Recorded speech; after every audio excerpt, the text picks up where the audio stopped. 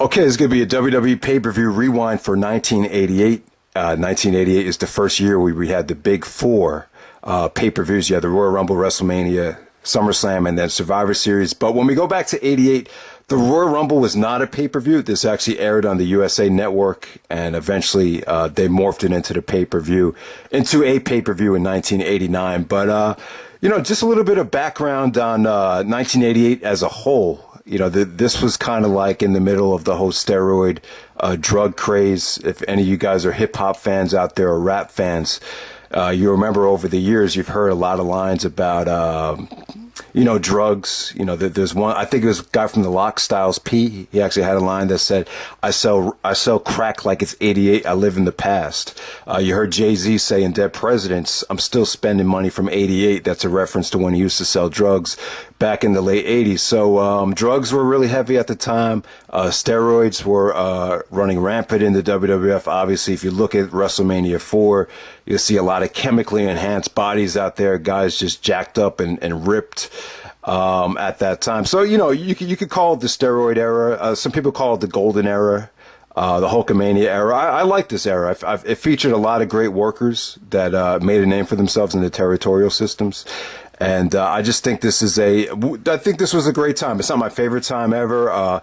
I do feel like this time hasn't really resonated very well with the younger demographic. Anyone out there that's, under 25 years old, I just get the feeling that they don't really care about this time. They kind of look at Hulk Hogan like he's a joke, which is a shame. I respect Hogan for what he's done, but it's more than just Hulk Hogan though. This time period had great workers, great heels, a lot of great tag team, a lot of great talents. It's just to me, this is a great time. I didn't watch it in 1988. I was only in preschool, but started watching in 1991. And I just feel like this whole time period definitely had something special to it. From 87 into early 92. I think this was a great time for the WWF.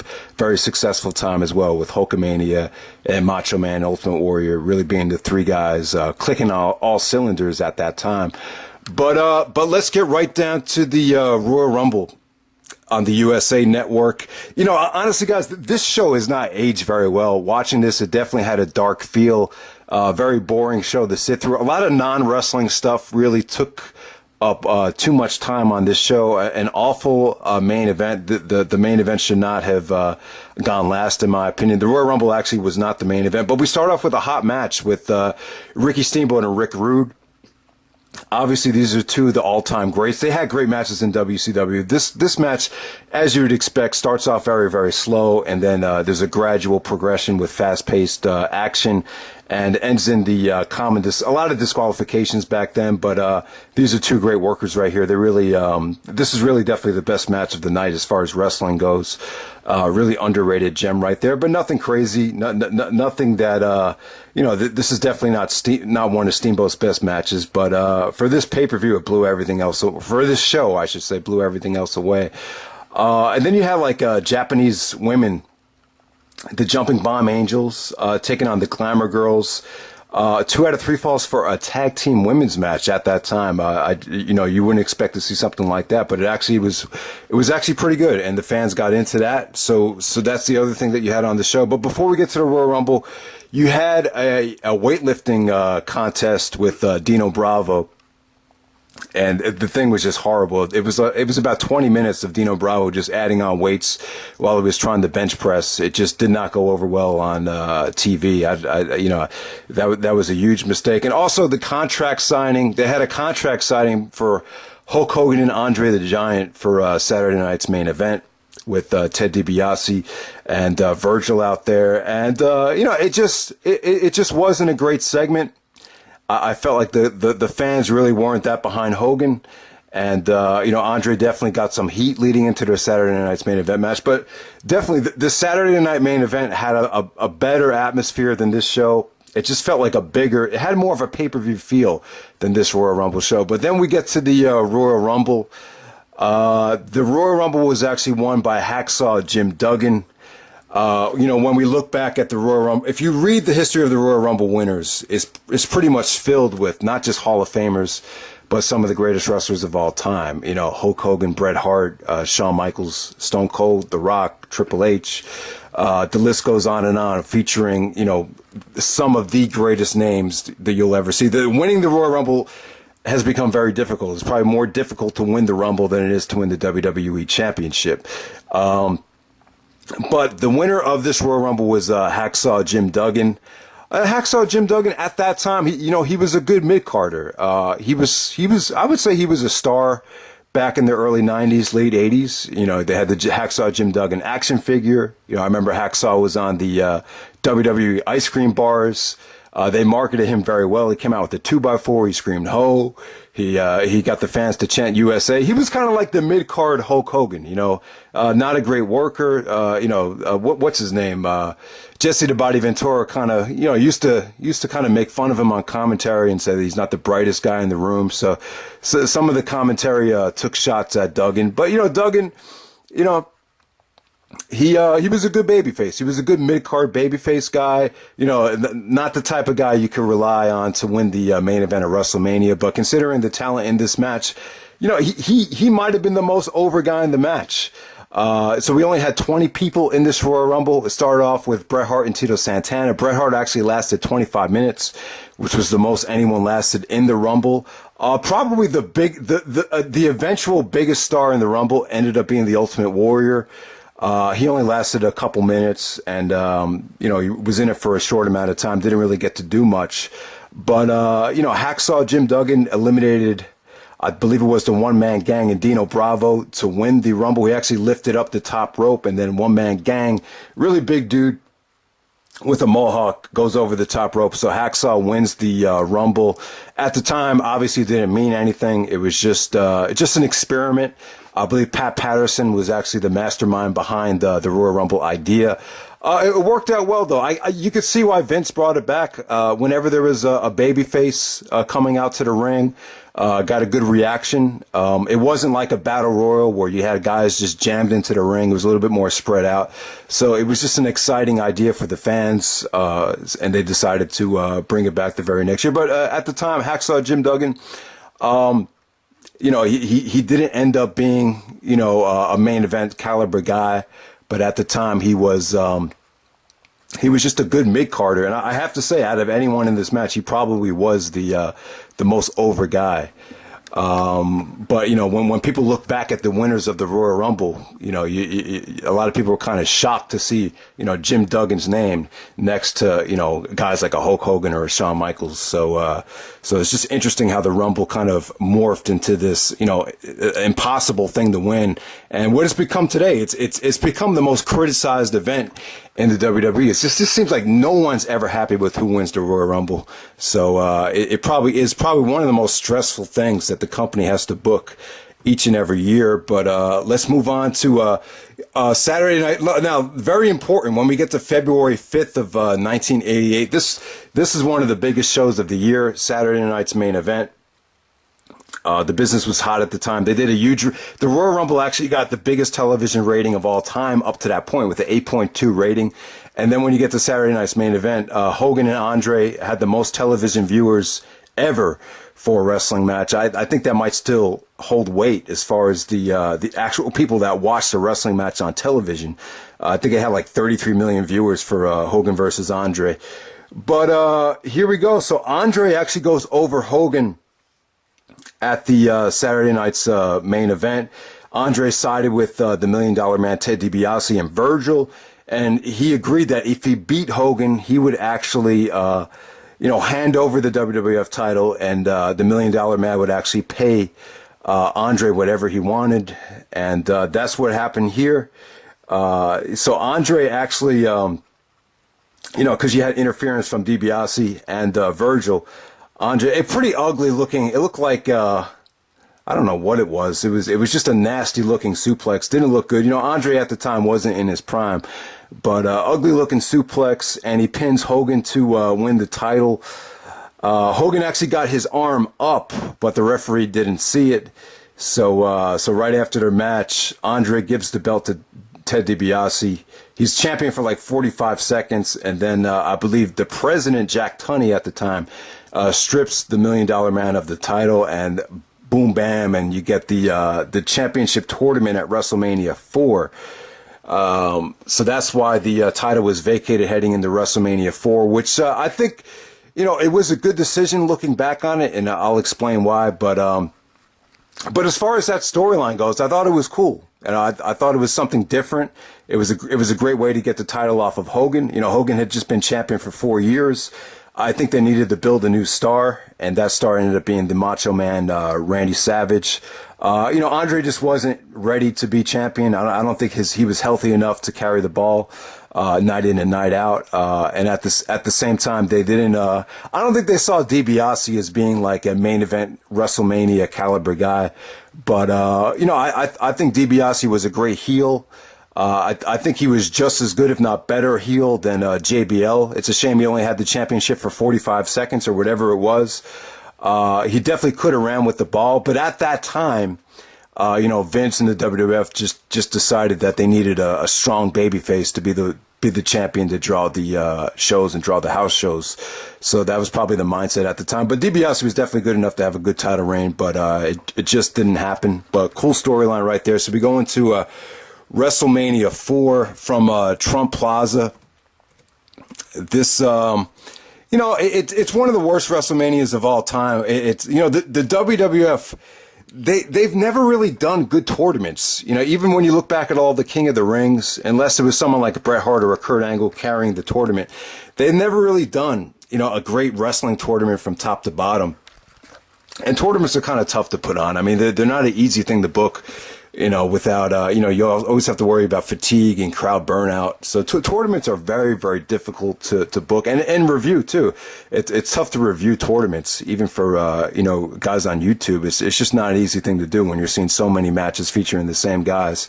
You kind of get confused, but, WrestleMania 4, a lot of people don't like this show. Donald Trump hosts WrestleMania.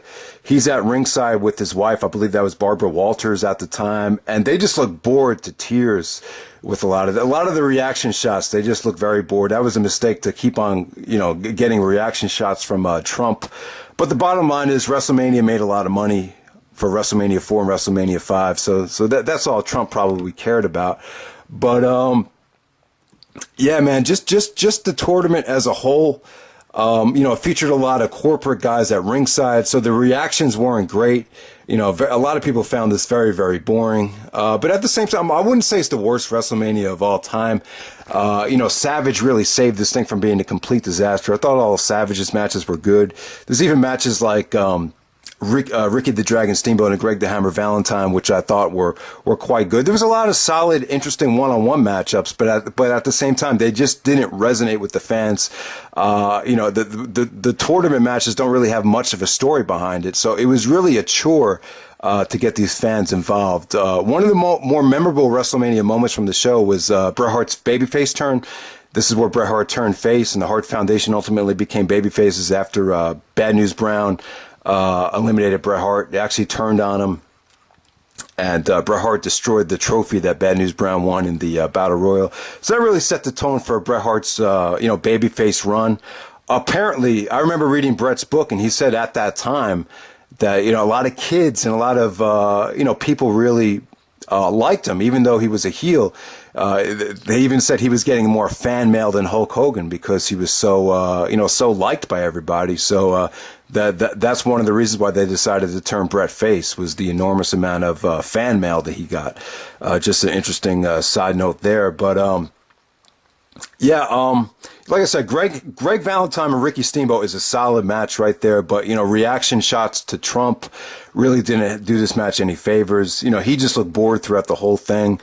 All of Savage's matches were good, even the ones when he was facing mediocre opponents. They were short and sweet.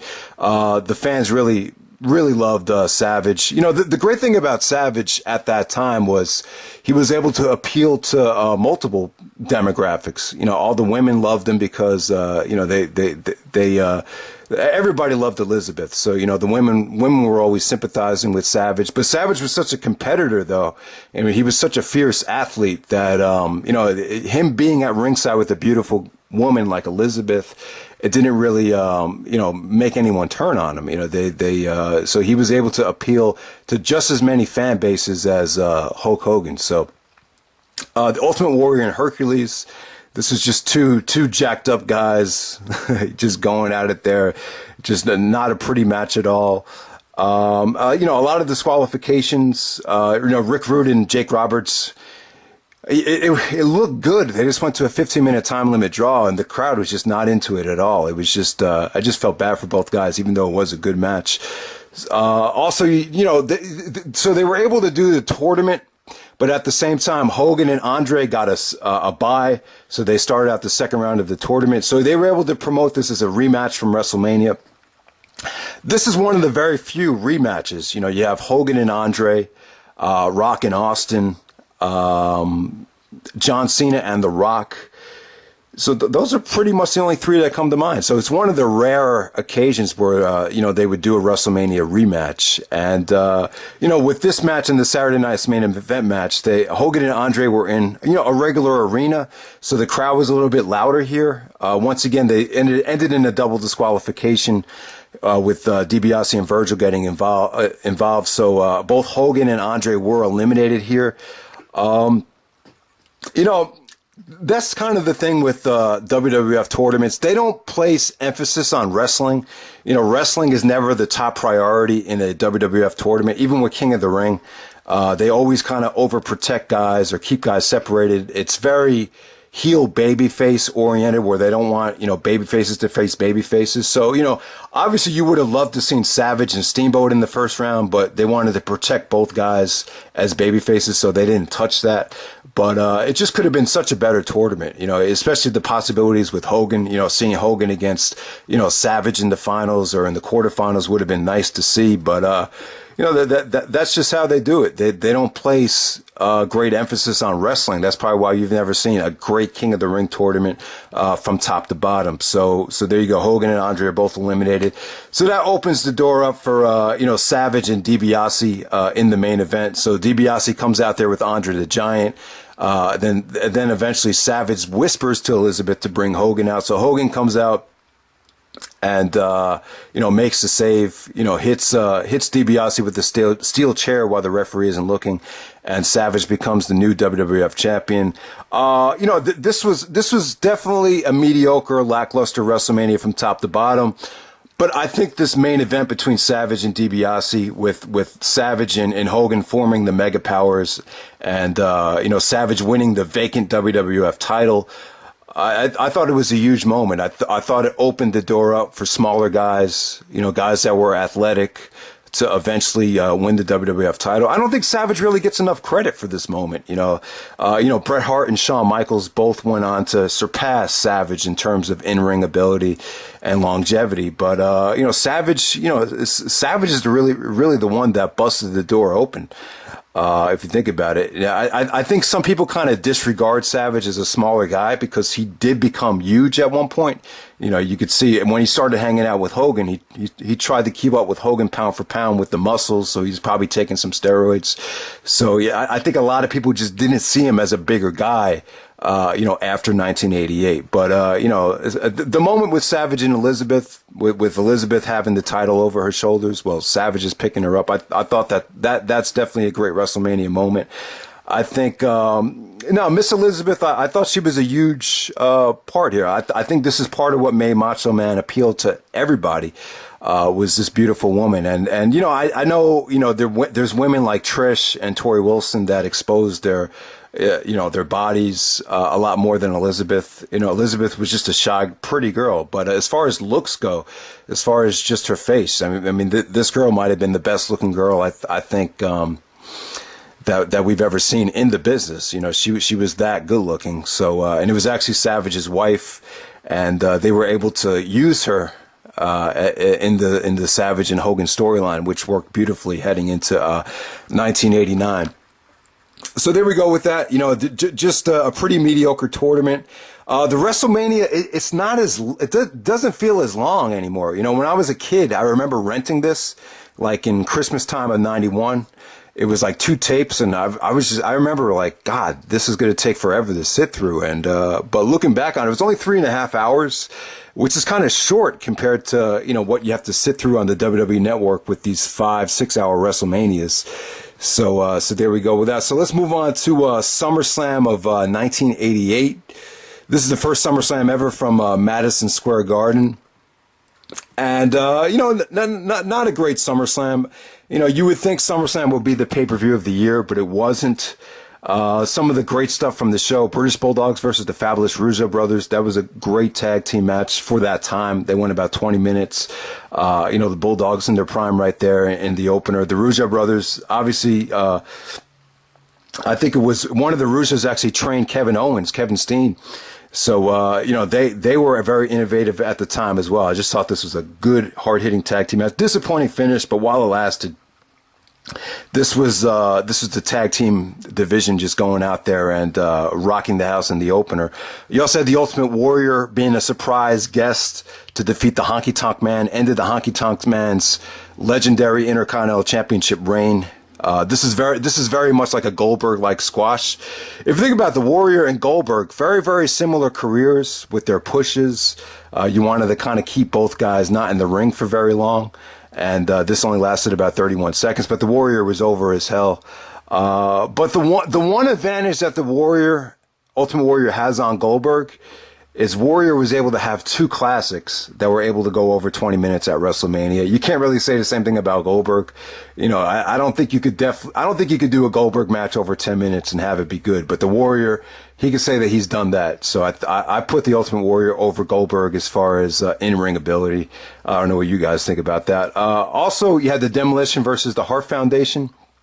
Not as good as their SummerSlam 1990 match, but this is great stuff as well. So Demolition with Mr. Fuji and Jimmy Hart defeat the Hart Foundation there, but you could definitely tell the Bret Hart and Jim the Anvil Neidhart, you know, they were over as hell as the year went on. This is like their first big mega babyface match. Featured a lot of, you know, actually really good high spots over the top rope and just some great tags, just solid tag team action with the dirty finish there from Jimmy Hart and the megaphone.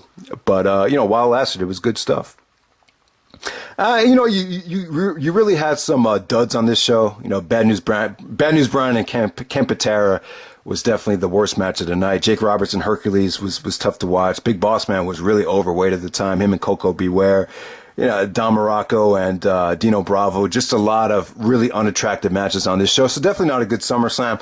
Good main event, though. You had the Mega Powers, Hogan and Savage, taking on the Mega Bucks with DiBiase and Andre the Giant. Just another way to get Hogan and Andre in there. You definitely had a WrestleMania. It definitely had a good WrestleMania 4 rematch feel to it. It was definitely a good continuation of all the drama that happened at WrestleMania 4. So, interesting thing about this match was Elizabeth took off her skirt and, you know, kind of distracted, Andre and DiBiase. That enabled, you know, Savage to get the elbow drop for the win. And then I think Hogan hit the leg drop. So that was a good moment there. They sort of tease, you know, Hogan going after Elizabeth with the pickup there, but Savage really didn't notice it here. So that was cool stuff. But yeah, very first SummerSlam ever. Wouldn't say it blew away expectations, but overall I would say it was a success because of the main event. So we move on to Survivor Series 1988. I would say great show, great best pay-per-view of the year. You know, the first couple of Survivor Series, 87, 88. I don't think 89 was as good, but 87, 88, and Survivor Series 90. Those were probably the pay-per-views of the year, and they worked really well back then. I think they worked very well back then for a lot of reasons. I've talked about this before, but I think the main reason that they worked so much better in the late 80s as opposed to like the mid 2000s is because you had clear defined baby faces. I think character development was a little bit better back then.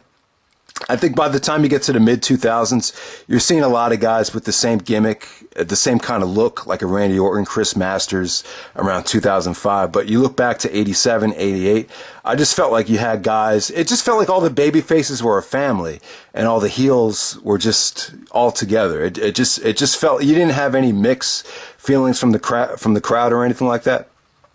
It just felt like the teams were more natural back then. The team names were more creative back then. So yeah, the early Survivor Series, they really delivered. So the opening match here, really quickly, I'll just touch on it. The Ultimate Warrior was the sole survivor for his team against the Honky Tonk Man's team. I thought this actually had, Blue Blazer, Brutus Beefcake was in the match, Bad News Brown, Greg Valentine. You had a lot of good talent here. But, Ultimate Warrior was the sole survivor. It came down to him against, I believe it was Greg Valentine. Who was it? Greg Valentine and, maybe it was a Honky Tonk Man. Was it Honky Tonk? Was it Honky? Yeah. But, Ultimate Warrior was the sole survivor. And I just didn't like the way he won the match. Yeah. He was actually using the double axe handle.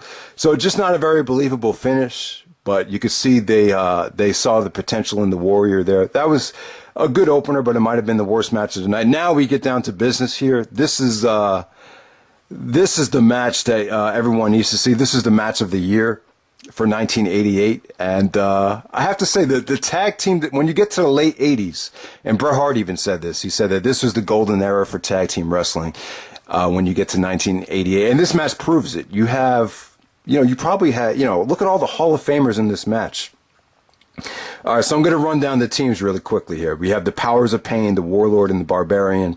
This is mainly the Powers of Pain's team versus Demolition's team. We had a huge double cross at the end with Mr. Fuji. But yeah, the Powers of Pain, the Rockers, Marty Jannetty and Shawn Michaels, the British Bulldogs, the Hart Foundation, the Young Stallions, all on the same team, taking on Demolition, the Brain Busters, Arn Anderson, Tully Blanchard, the Bolsheviks, the Fabulous Rougeaus, the Conquistadors. So look at that. I mean, on the same team, you probably have arguably the three greatest of all time on the same team. Shawn Michaels, the Dynamite Kid, and Bret Hart, all on one team there. So that's crazy. And then if you look at the heel team, you got Arn Anderson, Tully Blanchard. You had the Rougeau brothers. And then you had Demolition, just definitely, this was definitely the golden era for tag team wrestling right here. It was about 40 minutes. Nothing crazy, but, it was just fast-paced action. You got to see everyone just do their thing at a grueling pace for 40 minutes. And eventually, Mr. Fuji actually turned on Demolition and sided with the Powers of Pain, Warlord, and the Barbarian. So you had the Demolition face turn here at Survivor Series 88. The match could have probably been better if you had two great wrestlers. If you had the better wrestlers stay in till the end. But it was funny. Bret Hart actually got eliminated by doing a German suplex, and he actually ended up pinning himself because Tully Blanchard got his arm up. So that was an interesting pin. But tons of double disqualifications. I thought the Dynamite Kid looked great here. It really just the similarities to Benoit are just scary there with the Dynamite Kid. But definitely that's the match of the year. That's the match you want to check out. Definitely one of the better Survivor Series matches of all time. And then you get to the Andre the Giant. So you have Andre the Giant, Rick Rude, Dino Bravo, and Mr. Perfect and Harley Race taking on Jim Duggan, Jake Roberts, Scott Casey, Ken Patera, and Tito Santana. This is all about Jake the Snake Roberts. Watching this match, Jake was definitely, he could have easily been the second biggest babyface on the roster at the time. Just a lot of people in the crowd with snake logos or snake merchandise. Jake, there was "Let's Go Jake" chants from the crowd. So Jake was actually, it was actually 3-on-1, and Jake put up a great fight. And just a great way to get Jake Roberts over was this 5-on-5 Survivor Series match. But I believe Andre got disqualified towards the end, and Mr. Perfect and Dino Bravo were the sole survivors. So that was another long but very good Survivor Series elimination match as well. And then the main event, you had Hogan, Savage, Hercules, Coco Beware, and Hillbilly Jim taking on Akeem, Big Boss Man, Ted DiBiase, Haku, and the Red Rooster. So with this match right here, this is about building towards WrestleMania 5. This is the first time where they actually start building towards it. Basically, it was pretty cool how they did it. Hogan actually got handcuffed, and Elizabeth had to find the key to get Hogan uncuffed. Akeem and Big Boss Man got counted out, eliminated. So it came down to Savage and Hogan against Haku. So yeah, I mean, kind of an underwhelming odds when you look at it from that standpoint. But this is all about the aftermath here. So Elizabeth actually uncuffs Hogan. That enables Hogan and Savage to get the win over Haku. But as they were celebrating, Hogan actually picks up Elizabeth. And when Savage sees it, he doesn't like it. He starts making these angry and disgruntled facial expressions towards Hogan. But he didn't say anything yet, but you could definitely tell the dissension and the seeds were planted there. So I thought that was really cool. So that's pretty much it, guys. This is definitely a great Survivor Series. A lot of people love the early Survivor Series, and 87, 88, even Survivor Series 1990. I thought those were all great shows, and this was definitely the pay-per-view of the year for 1988. Not really much else to talk about here. Some of the better matches of the year. I would say that I don't have the top. So these are the top 10 matches of the year, just kind of listed chronologically. Steamboat and Rude from the Rumble. That was a good match. Savage and DiBiase from WrestleMania IV. I would say it's not the best, not the match of the year, but I wouldn't say this is one of the worst WrestleMania main events, even though WrestleMania IV gets shitted on. But for that time, I think it was actually one of the better main events of the first 10 WrestleManias. So Savage and DiBiase, it's not a bad WrestleMania main event at all. It definitely saved the show from entering the upper echelon of the worst WrestleManias. British Bulldogs versus the Fabulous Rougeaus from SummerSlam. That's definitely worth checking out. Demolition and Hart Foundation from SummerSlam was good.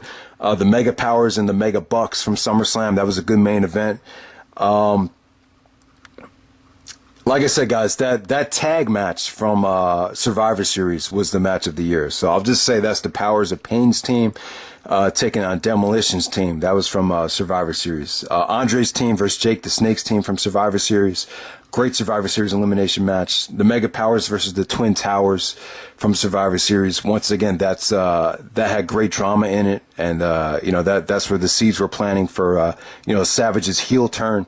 There's really not a lot of footage to watch from 1988. I tried to watch some of the Saturday night's main events from the compilation. I watched some matches from Macho Man's DVD sets.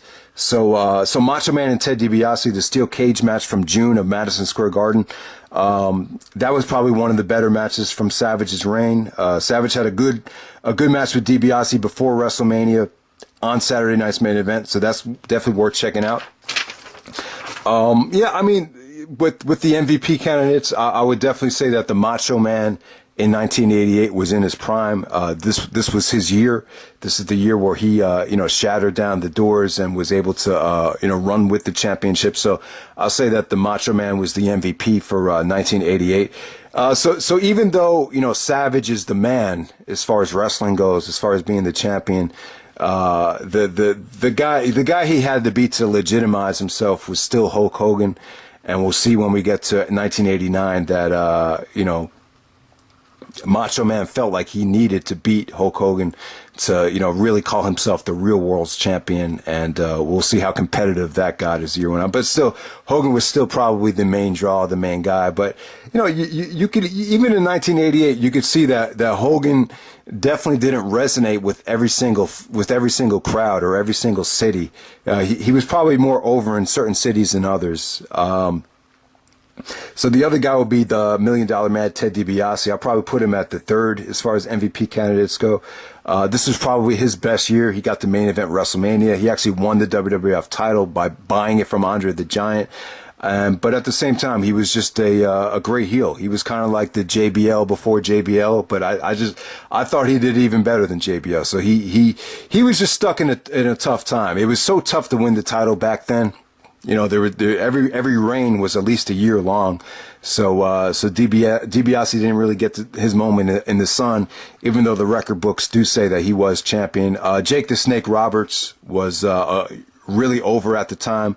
His psychology was flawless. He was definitely a great worker. His timing, it's one of the favorites of Stone Cold Steve Austin.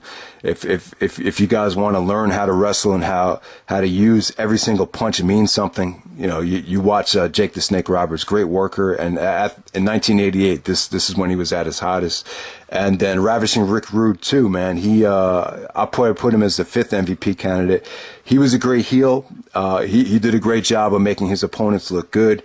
Before Perfect and before Michaels, this was one of the guys that got into the ring and just really worked his ass off to make the opponent look good by just, doing a lot of bumps. It was very, very light, so it was easy to have a good match with Rick Rude. So, Rude deserves a lot of credit as well in 1988. So that's pretty much it, guys. That's the WWE Pay-Per-View Rewind for 1988.